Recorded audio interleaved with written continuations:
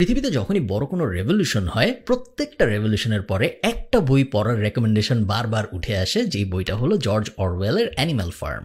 বাংলাদেশের এই রেভলিউশনের পরেও অনেক মানুষ বলেছেন অ্যানিম্যাল ফার্ম বইটা সবার পড়া উচিত। আমি জানি আপনারা অনেকে হয়তো পড়ার সময় পাবেন না, সো এই ভিডিওটা অ্যানিম্যাল ফার্মের একটা ডিটেইলড রিভিউ। জর্জ অরওয়েল যিনি এই বইটা লিখেছিলেন তার এই অ্যানিম্যাল ফার্মকে বলা হয় পৃথিবীর সেরা বইগুলোর একটা, এবং এই বইয়ের ডিমান্ড এত ছিল যে সেকেন্ড ওয়ার্ল্ড ওয়ারের পরে 1945-এর পরে এই বই ছাপানোর জন্য এনাফ কাগজ পাওয়া যাইত না, এবং কাগজের শর্টেজ পর্যন্ত হয়ে গিয়েছিল এই বইকে প্রিন্ট করার জন্য। শত শত ভাষায় এই বইয়ের অনুবাদ হয়েছে এবং এই বই অনেক স্কুলেও পড়ানো হয়। এবং এত কিছু শুনে আপনার মনে হতে পারে যে হ্যাঁ, এটা মনে হয় খুব জ্ঞানীদের একটা বই, এটা মনে হয় খুব ইতিহাসের একটা বই। একদমই তাই না। কিতাবী ভাষায় যদি আমি বলি বা অফিসিয়াল নাম যদি বলি, এটা একটা ফ্যান্টাসি বই, বা বাংলায় যদি বলি এটা একটা রূপকথার বই। রূপকথার এই বই কিভাবে এত জনপ্রিয় হলো, প্রত্যেকটা আন্দোলন এবং রেভলিউশনের পরে রূপকথার এই বইয়ের কথা বারবার কেন আসে, জানতে হলে আপনার বুঝতে হবে অ্যানিম্যাল ফার্মের গল্পটা। কাহিনী শুরু ইংল্যান্ডের একটা ফার্মে। জোন্স সাহেব যিনি এই ফার্মের মালিক, তিনি এবং তার বউ মাত্র সারাদিন কাজকর্ম করে ফার্মে ঘুমাচ্ছেন।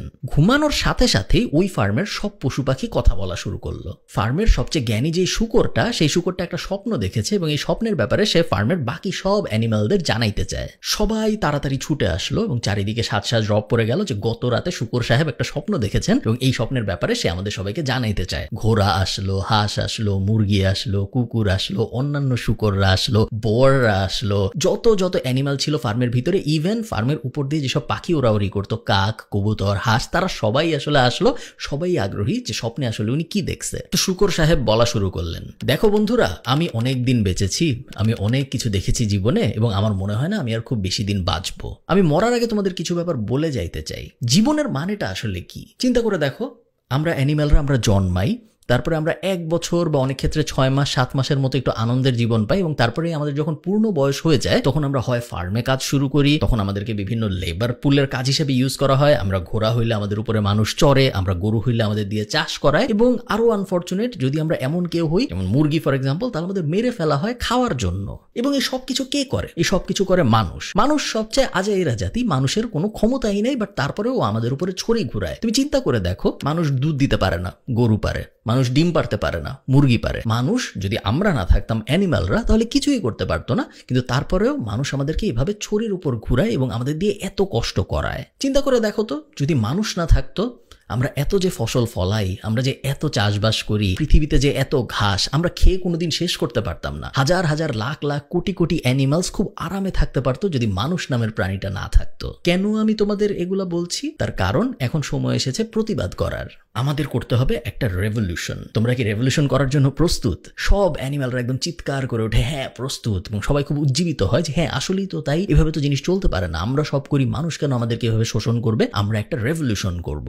এত স্লোগান, চিৎকার, গান বাজনা হয় যে জোন্স সাহেব যিনি ঘুমায় গিয়েছিল, উনি ঘুম তো ভেঙে যায় এবং উনি বন্দুক নিয়ে নিচে নেমে আসে দেখার জন্য যে এত চিল্লাচিল্লি কারা করতেছে। উনি বন্দুক নিয়ে নেমে আসছে, এটা যখন দেখে অ্যানিমালরা, তখন সবাই ছত্রভঙ্গ হয়ে যায় এবং সবাই যার যার মতো করে পালায় যায়, ঘুমায় পড়ে। এভাবে বিপ্লবের প্রথম রাত শেষ হয়, এবং তার ঠিক 3 রাত পরে যেই স্বপ্নটা দেখিয়েছিল সেই শুকর সাহেব মারা যায়। তো শুকর সাহেব মারা গেলেন, কিন্তু উনি যে স্বপ্ন দেখিয়ে গিয়েছিল এই স্বপ্ন কিন্তু এখনো বাস্তব, এবং প্রত্যেক রাতেই গোপন মিটিং হয়, প্রত্যেক সপ্তাহেই গোপন মিটিং হয়। এই যে পুরো ব্যাপারটা যে আমরা একটা আন্দোলন করব, আমরা একটা রেভলিউশন করব, আমরা মানুষের এগেইনস্টে যে নিজেদের মুক্ত করব, এই ব্যাপারটার নাম দেওয়া হয় অ্যানিমালিজম। প্রথম দিকে সব ঠিকঠাক, সবাই একমত যে হ্যাঁ মানুষ অনেক শোষণ করে, মানুষের বিরুদ্ধে আমরা যাব, অ্যানিমালিজমে আমরা সবাই একমত, আমরা চাই স্বাধীন হইতে। বাট কিছুদিন পরে অদ্ভুত প্রশ্ন আসা শুরু হয়। একটা ঘোড়া ছিল, যে ঘোড়াটার চিনি অনেক পছন্দ ছিল ওই ফার্মে। তো ওই ঘোড়াটা একদিন আন্দোলনের ভিতরে জিজ্ঞেস করে যে আচ্ছা, যদি আমরা স্বাধীন হয়ে যাই এবং যদি আমরা সব মানুষকে মেরে ফেলি, তাহলে আমি চিনি কি খেতে পারবো? বাকিরা তখন সবাই বলে যে ধুর, তুই হলি পরাধীন, তুই এখন চিন্তা করতেছিস তুই চিনি খাবি। চিনি খাওয়া সম্ভব না, কারণ চিনি কখনো অ্যানিমালরা ডিরেক্ট বানাইতে পারে না, মানুষের হেল্প লাগে চিনি বানানোর জন্য। চিনি তো সরাসরি মাটির থেকে বা গাছের থেকে হয় না। তো না, তুই চিনি পাবি না, কিন্তু তারপরেও তোর আন্দোলনে সমর্থন দিতে হবে, কারণ আমরা এখন যে গোলটা অ্যাচিভ করার চেষ্টা করতেছি, এটা তোর চিনি খাওয়ার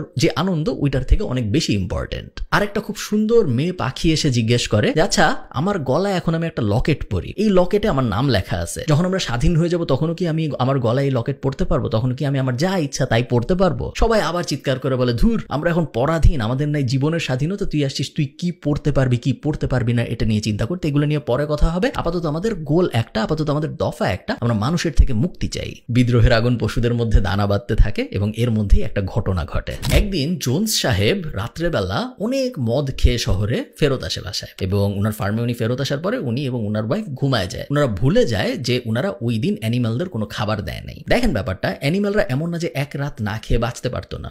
হ্যাঁ, এক রাত না খেয়ে ওরা বাঁচতে পারতো, ওদের তেমন কোনো ক্ষতি হইতো না, true. But at the same time এই যে পুঞ্জি পুঞ্জি পুঞ্জি পুঞ্জি ক্ষোভ, এই যে গত 10 বছরের ক্ষোভ, গত 5 বছরের ক্ষোভ, ওদেরকে অনেক কষ্ট করানোর ক্ষোভ, ওদেরকে ঠিকমতো জাস্টিস না দেওয়ার ক্ষোভ, ওদেরকে ওদের উপর ন্যায় বিচার না করার ক্ষোভ, এই সব ক্ষোভ মিলে টিলে ওই যে একদিন খাবার দেয় নাই ভুলে, ওই ব্যাপারটায় সব স্ফুলিঙ্গর মতো আঘাত হানে এবং গরুরা ফার্স্টে বের হয়ে আসে দড়ি ছিঁড়ে, যে আমাদেরকে খাবার দেয়নি, এটা কিভাবে হইতে পারে, আমরা এটা মানি না, আমরা রেভলিউশন করব। গরুদের দেখে ঘোড়ারাও বের হয়ে আসে এবং কিছুক্ষণের মধ্যে 10-15 মিনিটের মধ্যে পুরো অ্যানিমাল ফার্মের ভিতরে যত অ্যানিমাল ছিল সবাই বের হয়ে আসে এবং সবাই ওই ফার্মের যে মালিক জোন্স সাহেব তার বাড়ির দিকে দৌড়ানো শুরু করে যে এই মানুষ কিভাবে আমাদের খাবার না দিয়ে থাকে। বুঝতে হবে আপনাদের, ব্যাপারটা কিন্তু আসলে খাবারের না। এক রাতের খাবারের জন্য এই ক্ষোভ হয় নাই, এক রাতের খাবারের জন্য এই আন্দোলন হয় নাই। অনেক দিন ধরে যে অ্যানিমালিজম চলতেছিল, অনেক দিন ধরে যে বিদ্রোহ চলতেছিল, সেইটার শেষ পরিণতি হইল এই আন্দোলনটা।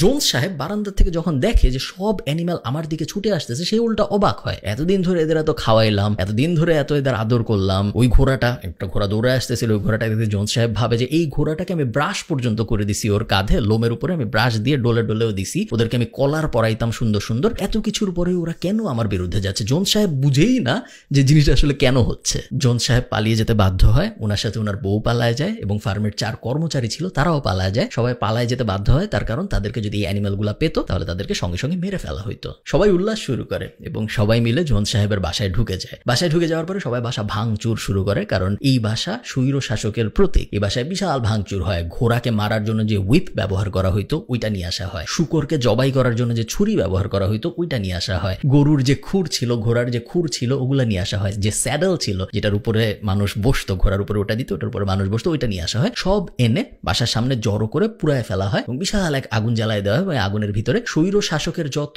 আলামত ছিল, এই সব ছুরি টুরি ইত্যাদি ইত্যাদি সবকিছু পুড়ায় ফেলা হয়, কারণ এখন অ্যানিমাল ফার্ম স্বাধীন হয়েছে। তছনছ করতে করতে আগুন জ্বালাইতে জ্বালাইতে সব অ্যানিমালরা ফার্মের বিভিন্ন জায়গায় জায়গায় ঘুমায় যায়, তার কারণ তারা সবাই টায়ার্ড, এমনিতেই সারাদিন খাবার পায়নি এবং তারপরে এত বড় একটা রেভলিউশন করতে হয়েছে। স্বাধীনতার ওই আনন্দটা নিয়ে যে যার মতো করে জায়গায় জায়গায় ঘুমায় পড়ে। পরের দিন সকালবেলা স্বাধীন ফার্মের প্রথম সকাল, সবাই ভোরবেলা ওঠে, কারণ যেহেতু ওরা অ্যানিমাল সবাই ভোর 6টায় উঠে যায়, ভোর 5টায় উঠে যায়। বাট উঠে কেউ বুঝতেছে না যে আজকে আমরা কি করব, আজকে আমাদেরকে আদেশ দেওয়ার কেউ নাই, আজকে আমার কি করতে হবে আমি ঠিক নিশ্চিত না। আমি স্বাধীন, ইয়েস, আমার ভাল লাগতেছে, ইয়েস, বাট আমি করবোটা আসলে কি এটা কোনো অ্যানিমাল বুঝতে পারতেছিল না। এরকম সময় 2টা জ্ঞানী শূকর আসে। 2টা জ্ঞানী শূকর এসে বলে, এতদিন ধরে যখন অ্যানিমালিজম চলতেছিল আমরা গোপনে গোপনে আরেকটা কাজ করতেছিলাম, আমরা পড়াশোনা শিখতেছিলাম। আমরা মিস্টার জোন্সের কিছু গোপন বইপত্র পেয়েছি, ওগুলা দেখে দেখে আমরা লেখাপড়া শিখে গিয়েছি। এবং ওরা আরো বলে, আমরা 7টা রুল লিখে এনেছি, এই রুলগুলা এখন থেকে অ্যানিমাল কিংডমের সবাই পালন করবে। 7টা রুল আমি আপনাদের বলতেছি না, ওটা খুব একটা জরুরি না, বাট কয়েকটা বলতে পারি। রুলগুলোর মধ্যে একটা ছিল, 2 পায়ে যারা হাঁটবে তাদেরকে আমরা এখন থেকে আর বিশ্বাস করব না, 4 পায়ে যারা হাঁটবে তাদের উপর আর কোনো অন্যায় অবিচার হবে না, কেউ এখন থেকে কোনো বেল্ট পরবে না, কেউ এখন থেকে খড়ের বিছানা, মানুষ যে বিছানা তৈরি করে দিত সেরকম বিছানায় ঘুমাবে না, ইত্যাদি ইত্যাদি। যাই হোক, এরপর আরো 1-2 দিন কেটে যায় এবং ফার্মে প্রথম সমস্যা দেখা দেয়। গরুগুলা যাদের দুধ দোয়ানো হয় নাই 2 থেকে 3 দিন, তারা কষ্ট পাওয়া শুরু করে, কারণ এখন দুধ দোয়ানোর জন্য কোনো মানুষ নাই। অনেক কষ্টে শুকররা ঘোড়ারা পরামর্শ করে টোরে কোনো না কোনো ভাবে দুধ দোয়ানো পসিবল হয় এবং 5 বালতি দুধ পাওয়া যায়। এখন প্রশ্ন হলো, এই দুধ নিয়ে কি করবো আমরা? আগে তো জোন্স সাহেব দুধ নিয়ে যেত বিক্রি করার জন্য, বাট এখন তো অ্যানিমালরা তো আর বিক্রি করতে পারবে না মানুষের কাছে দুধ। দুধ ওইভাবে 5 বালতি রেখে দেওয়া হয়, রেখে দিয়ে সবাই যে যার মতো করে ওই দিনের কাজে চলে যায়। সারাদিন কাজ বাজ করে ফেরত আসার পরে কয়েকজন নোটিস করে যে ওই 5 বালতি দুধ আসলে নাই। আশপাশে জিজ্ঞেস করা হয় যে এই 5 বালতি দুধের কি হইলো, সকালে যে দুধ দোয়ানো হইলো ওটা আসলে গেল কই? কেউ কোনো সদুত্তর দিতে পারে না যে দুধটার আসলে কি হয়েছে। যাই হোক, এভাবে দিন চলতে থাকে, সবাই আগের মতোই কাজকর্ম করতে থাকে, প্রতিদিন সবাই চাষবাস করে, বাট এখন করতেছে নিজের জন্য। আগে করতে হইতো মানুষের জন্য, এখন আর মানুষের ঝামেলা নেই, এখন সবাই চাষবাস যা যা করতেছে সবকিছু করতেছে নিজেদের জন্য। অনেক কষ্ট হচ্ছে, কারণ অনেক মেশিন আছে যেগুলো মানুষ ছাড়া চালানো সম্ভব না, অনেক প্রসেস আছে যেগুলো আসলে জোন্স সাহেব এবং তার দল না থাকলে নিজেদের পক্ষে অ্যানিমালদের মধ্যে করা সম্ভব না। বাট তারপরেও কেউ একবারও ভুলেও বলে না যে আগের সময়টাই ভালো ছিল, মিস্টার জোন্সের শাসনামলী ভালো ছিল, এখন আমরা খারাপ আছি, এটা কেউ ভুলেও বলে না। বিভিন্ন সমস্যা সমাধানের জন্য বিভিন্ন কমিটি গঠন করা হয়। হয়, দুধ দোয়ানো কমিটি, ডিম কমিটি ইত্যাদি ইত্যাদি, যাদের কাজ হলো স্পেসিফিক প্রবলেমটা যেন আর একটু ইজ করা যায়, একটু সহজে সলভ করা যায়, এই ব্যাপারগুলো নিয়ে কাজ করতে। প্রত্যেকটা কমিটি চালানোর জন্য চাঁদা তোলা শুরু হয় এবং এই চাঁদা দেয় সাধারণ অ্যানিম্যালরা। একদিন এক ঘোড়া কাজ করে ফেরত আসতেছিল এবং ফেরত আসার সময় সে দেখে একটা শূকর, ওই যে জ্ঞানী 2 শূকর ছিল তাদের মধ্যে একজন এক বালতি দুধ নিয়ে হেঁটে হেঁটে একটা ঘরের দিকে যাচ্ছে। তো ঘোড়াটা ওর পিছন পিছন যায় এবং ও দেখে যে এই শূকরটা আসলে খড়ের সাথে এই দুধ মিশায় খায়। সবাই রাগ হয়ে যায় যে এতদিন ধরে তো কেউ বুঝতো না যে দুধ আসলে কই যাইতো, বিভিন্ন সময় দুধ হারায় যাইতো, এবং এখন দেখা যায় যে এই দুধ আসলে শূকররা, যে 2 জ্ঞানী শূকর ছিল যাদের পড়ালেখা আছে, তারা খড়ের সাথে মিশায় নিজেরা খেয়ে ফেলতো। সবাই অনেক রেগে যায় এবং 2টা শূকরকে জিজ্ঞেস করা হয় একদম মাঝখানে বসায় যে তোমরা দুধ চুরি করতেছিলা কেন? শূকরগুলা চিৎকার করে বলে যে তোমাদের কি মনে হয় আমরা দুধ চুরি করতেছিলাম আমাদের জন্য? না, একদমই না, আমাদের দুধ খাইতে ভালোও লাগে না, তারপরেও আমরা দুধ খাই কারণ দুধ খেলে ব্রেইন ভালো হয়, এবং আমাদের ব্রেইন যদি ভালো না হয় তাহলে আমরা জোনসের এই ফার্ম শাসন করতে পারবো না, আমরা জোনসের এই ফার্ম চালাইতে পারবো না, এবং আমরা যদি দুধ না খাই, আমরা যদি আমাদের ব্রেইন ভালো না করি, আমরা যদি এই ফার্ম চালাইতে না পারি, তাহলে আবার জোনসই ফেরত আসবে। তোমরা কি এটা চাও যে আবার জোনস ফেরত আসুক? সবাই চিৎকার করে বলে না, তা আমরা চাই না। তখন শূকররা বলে তাহলে আমাদের এই দুধ খেতে দিতে হবে, আমরা নিজেরাও দুধ খেতে চাই না, বাট তারপরেও আমাদের দুধ খেতে হবে তোমাদের ভালোর জন্য। সবাই মোটামুটি মেনে রাজি হয়ে যায়। আশপাশের ফার্মে, ওখানে কিন্তু পাশাপাশি অনেকগুলো ফার্ম ছিল, জোনসদের একটা ফার্ম, তার পাশে আর একটা ফার্ম, তার পাশে আরেকটা ফার্ম, ইংল্যান্ডে অনেকগুলো ফার্ম পাশাপাশি। আশপাশের ফার্মে আস্তে আস্তে খবর যাওয়া শুরু করে, পাখিরা কবুতররা খবর নিয়ে যায় যে ওই ফার্ম স্বাধীন হয়ে গেছে। আশপাশের ফার্মের মালিকরা একটু টেনশনে পড়ে যায় যে ওই পাশের ফার্ম স্বাধীন হয়ে গেছে, আমাদের ফার্মে যে অ্যানিম্যালরা আছে এরা যদি বিদ্রোহ করে তাহলে কি হবে? সে এই ফার্মের মালিকগুলা একটা বুদ্ধি করে, আচ্ছা আমরা আমাদের অ্যানিম্যালদের সামনে আবল তাবল গল্প করব, এবং এই ফার্মের মালিকরা গল্প করা শুরু করে যে ওই যে পাশের ফার্ম যেটা স্বাধীন হয়েছে ওই ফার্মে এখন খুব বাজে অবস্থা, ওই ফার্মে এখন কোনো আইন কানুনের ব্যবস্থা নাই, অ্যানিম্যালরা নিজেরাই নিজেদের মাংস খাচ্ছে, যে যার সাথে পারতেছে মারামারি করতেছে, ওখানে রেপ হচ্ছে, ওখানে খুনাখুনি হচ্ছে, ওখানে আগুন জ্বালানো হচ্ছে। ভাগ্যিস আমাদের ফার্মে এরকম হচ্ছে না। অ্যানিম্যালদের শোনায় শোনায় এই ফার্মের মালিকরা নিজেরাই এগুলো বলতে থাকে যাতে করে ওদের নিজেদের ভিতরে কোনো দাঙ্গা ফ্যাসাদ না বাঁধে। এভাবে চলতে থাকে এবং হঠাৎ করে একদিন একটা কাহিনী হয়। জোনস সাহেব তার যে 4 কর্মী নিয়ে পালায় গেছিল, তারা 5 জনই আবার ফার্মে ব্যাক করে এবং যুদ্ধ করতে বন্দুক টন্দুক নিয়ে ওরা ফার্মের ভিতরে ঢুকে যায়। জ্ঞানী যে 2 জন শূকর ছিল তারা এটা আগে থেকেই প্রেডিক্ট করতে পেরেছিল যে হ্যাঁ আবার একটা যুদ্ধ বাঁধবে, এবং জোনসের বাসায় নেপোলিয়নের কিছু বই ছিল, এই বইগুলোও জ্ঞানী শূকররা পড়ছিল, ওরা যুদ্ধের ব্যাপারেও মোটামুটি বুঝতো। অ্যানিম্যালরা সবাই অ্যাটাক করে, মাত্র 5 জন ওরা, বদলে এই পাশে হাজার হাজার অ্যানিম্যাল। ওরা জিততে পারে না, ওরা পালায় যায়, বন্দুক টন্দুক ফেলে পালায় যায়, এবং পুরা একটা মুক্তিযুদ্ধের মতো সিচুয়েশন হয় এবং ফার্ম আবার অ্যানিম্যালদের দখলে আসে। ওদের দখলেই ছিল, একটা যুদ্ধ হয় এবং তারপরে আবার ওরা দখল নেয়। এই যুদ্ধটায় যারা আহত হয় তাদেরকে সার্টিফিকেট দেওয়া হয়, তাদেরকে মেডেল দেওয়া হয় এবং তাদেরকে আলাদা সিটিজেন, স্পেশাল সিটিজেন হিসেবে গণ্য করা হয়, কারণ তারা মুক্তিযুদ্ধ করছে। আবার কিছুদিন এভাবে চলে এবং তারপরে আরেকটা অদ্ভুত ব্যাপার দেখা যায়। যে জ্ঞানী 2 জন শূকর ছিল, দেখা যায় যে এরা নিজেরাই অনেক ব্যাপারে একমত হইতে পারে না। একজন বলে যে আগে যখন জোনস ছিল তখন আমাদের ইলেকট্রিসিটি ছিল, রাত্রের বেলাও লাইট থাকতো, বাইরের থেকে কোনো অ্যানিমেল এসে আমাদের অ্যাটাক করতে পারতো না, আমাদের আবার ইলেকট্রিসিটি দরকার। ইলেকট্রিসিটির জন্য আমরা কি করবো? আমরা একটা উইন্ড মিল বসাবো, একটা বাতাস বিদ্যুৎ কেন্দ্র বসাবো একদম ফার্মের মাঝখানে, এবং তারপরে আমাদের আবার ইলেকট্রিসিটি আসবে। ও বইপত্র নিয়ে আসে যে জোনসের লাইব্রেরি থেকে, যে কিভাবে আবার উইন্ড মিল বানাইতে হয় এই বিষয়ে। অন্য শূকর বলে ধুর, আমরা হইলাম অ্যানিমেল, আমরা উইন্ড মিল দিয়ে কি করবো? আমাদের রাত্রেবেলা কোনো কাজ নেই, লাইট লাগবে না, রাত্রে হইলে আমরা ঘুমায় যাব। আবার 2 জন শূকরের মধ্যে একজন শূকর বলে যে এখন তো মানুষ নাই, এখন আমাদের অত কাজকর্ম নাই, এখনো আমরা কেন সপ্তাহে 6 দিন কাজ করি? আমরা রবিবার বাদ দিয়ে বাকি 6 দিনই কাজ করতেছি, যদিও আমাদের 6 দিন কাজ করার এখন কোনো প্রয়োজন নেই, এত খাবারের অ্যাবান্ডেন্স দিয়ে, এত বেশি খাবার দিয়ে কি হবে? আমরা কাজ করি, আমরা সপ্তাহে 3 দিন কাজ করবো এবং বাকি 4 দিন কাজ করবো না। অন্য শূকরটা বলে ধুর, আমরা হলাম অ্যানিম্যাল, আমাদের কাজ করতে হবে প্রত্যেকদিন ভোর থেকে রাত পর্যন্ত, এটাই আমাদের জীবন, এটা না করলে কিভাবে হয়? আমরা 6 দিনই কাজ করবো, আগের নিয়মেই সব চলবে, মাত্র 1 দিন আমরা ছুটি নিব। এত ডিসএগ্রিমেন্ট হয় এই 2 শূকরের মধ্যে যে ফাইনালি ডিসাইড হয় যে আচ্ছা একটা ভোট হোক, একটা ইলেকশন হোক, একটা ভোট হোক, একটা নির্বাচন হোক, এবং নির্বাচনের মাধ্যমে এই 2 শূকরের মধ্যে একজন শূকরকে আমরা নির্বাচিত করব, পুরো অ্যানিম্যাল সমাজ তার কথা আমরা শুনবো, কারণ এত ডিসএগ্রিমেন্টের মধ্যে একটা ফার্ম চলতে পারে না। ইলেকশনের ব্যবস্থা হয়, চারদিকে বিশাল মিটিং, মিছিল, স্লোগান, 2 জনই নিজেদের মতো করে ক্যাম্পেইন করতেছে, 2 জনই সব অ্যানিম্যালদের বলতেছে তাদের কেন ভোট দেওয়া উচিত, সাজ রব অবস্থা।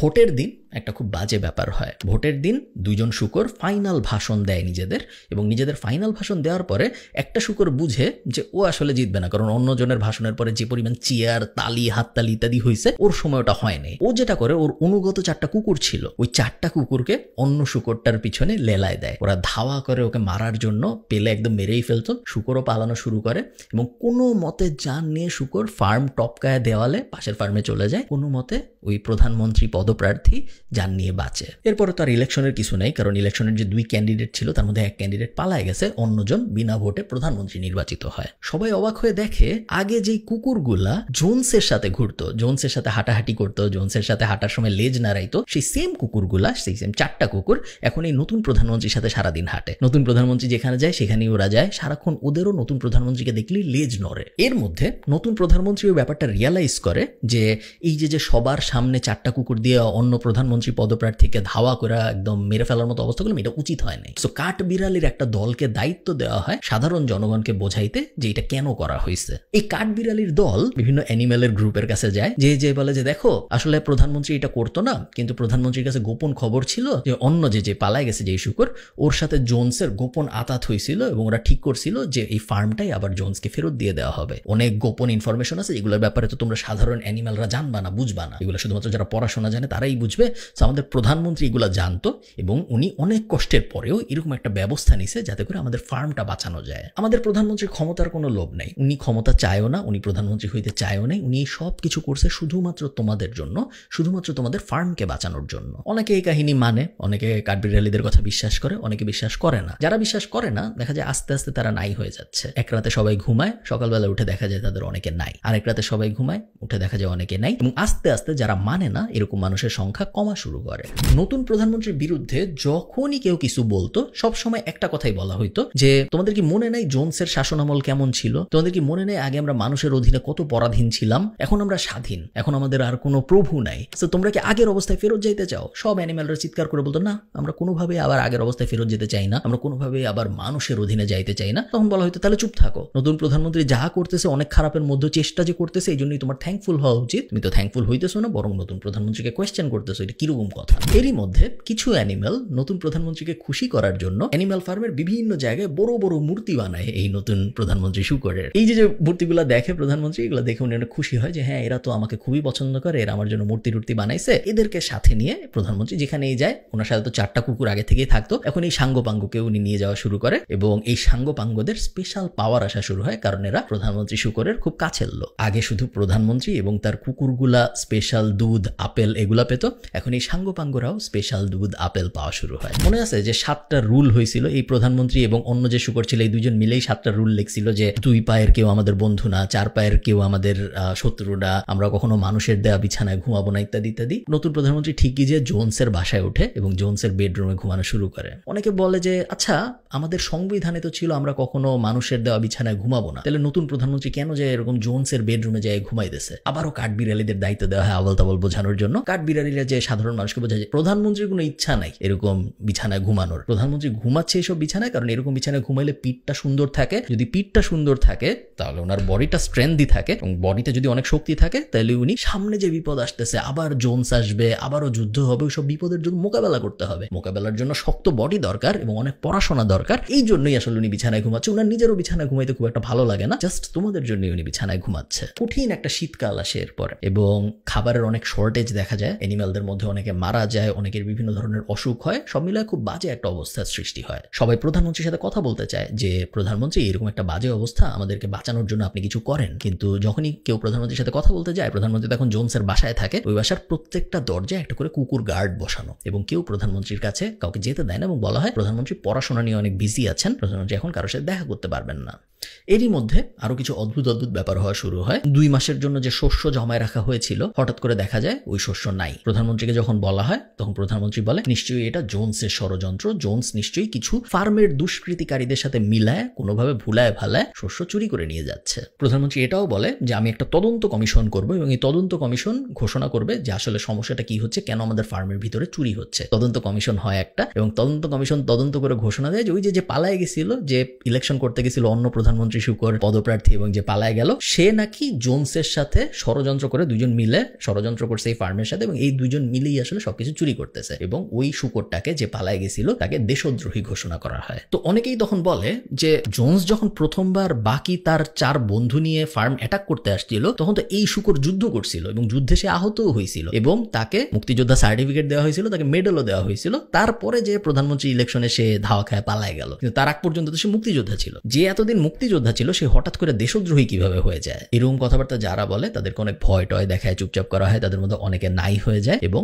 ওই মেডেল, ওই মুক্তিযোদ্ধার সনদ সবকিছু প্রধানমন্ত্রী বাতিল ঘোষণা করেন। অবস্থা এমন দাঁড়ায়, আগে যেই শূকর বাকি অ্যানিমালদের সাথে থাকতো, আগে যেই শূকরকে একদম স্বাভাবিক নামে ডাকা যেত, সবাই একসাথে ঘুমাইতো একদম মাটির মধ্যে, সে এখন থাকে জোনসের বাসায়, যেটার নাম এখন প্রধানমন্ত্রীর কার্যালয়। এবং এই শূকরকে এখন আর নর্মাল নামে ডাকা যায় না, তাকে ডাকতে হয় মাননীয় লিডার বলে, তাকে ডাকতে হয় মাননীয় প্রধানমন্ত্রী বলে। নর্মাল ভাবে তার ব্যাপারে যে কোনো কথা বললেই হয় তার কুকুরগুলো, তার যে 4টা পোষা কুকুর আছে তারা, অথবা তার যে সাঙ্গপাঙ্গ আছে যারা মূর্তি বানাইছিল, এই বানাইছিল, ওই বানাইছিল, তারা ধেয়ে আসে এবং তারা অবিচার করার চেষ্টা করে। শুধু তাই না, ফার্মে যত গান লেখা হয়, যত কবিতা লেখা হয়, সবকিছু আগে প্রধানমন্ত্রীর কার্যালয়ে পাঠাইতে হয়। এটা প্রধানমন্ত্রী পড়েন এবং তার যদি পছন্দ হয় তাহলেই তার পারমিশন দেওয়া হয় যে হ্যাঁ এটা এখন ফার্মে ছড়ানো যাবে। যদি তার পছন্দ না হয় তাহলে তখন ওটা ছিঁড়ে ফেলে দেওয়া হয়, ওটার আলোর মুখ দেখে না। ছোট ছোট যে অ্যানিমেল গুলা ফার্মে জন্মায় তাদের পড়াশোনার ব্যবস্থা করা হয়, কিন্তু দেখা যায় যে পড়াশোনার যে বই, এই বইগুলোর ভেতরে লেখা এই প্রধানমন্ত্রী কিভাবে আসলে ফার্মটা স্বাধীন করেছে জোনসের কাছ থেকে। ফার্মটা স্বাধীন যে সব অ্যানিমেল মিলে করলো, ফার্মটা স্বাধীনে যে আরেকজন প্রধানমন্ত্রীর ক্যান্ডিডেট শূকর ছিল যিনি পালায়ে গেছেন, ওগুলোর কোনো কথা আসলে এই বইগুলোর মধ্যে নাই। পুরো বইগুলোর মধ্যে লেখা শুধুমাত্র